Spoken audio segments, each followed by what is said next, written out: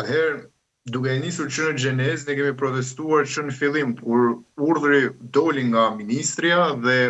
pastaj u pasua me një aksion të gjerë të policisë, drejtorive të policisë, duke parë një farë forme një represion apo një shprehje të ashpër të angazhimit të policisë sa i takon monopatinave, një pjesë e të rinjve apo atyre të cilët përdoruesve, qytetarëve të cilët i përdornin monopatinat, u shoqëruan edhe në polici dhe pati një ndalim tërësor të tyre me kushtin e vetëm se do të merreshin disa masa gjatë një periudhe një mujore dhe do të kishim rregullim të pikërisht të gjithë infrastrukturës së nevojshme që duhet për t'i vendosur në përdorim monopatinat. Nuk kaloi një muaj, po kaluan thuajse 4 muaj dhe ende sot pas këtij urdhri ne vazhdojmë të kemi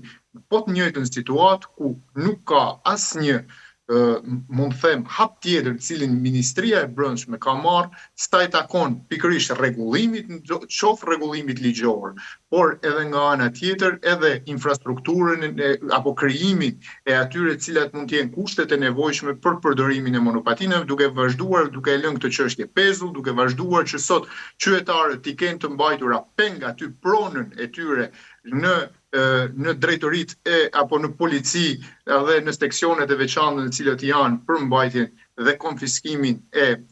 monopatinave dhe ende sot nuk kemi asnjë përgjigje nga Ministria e Brendshme.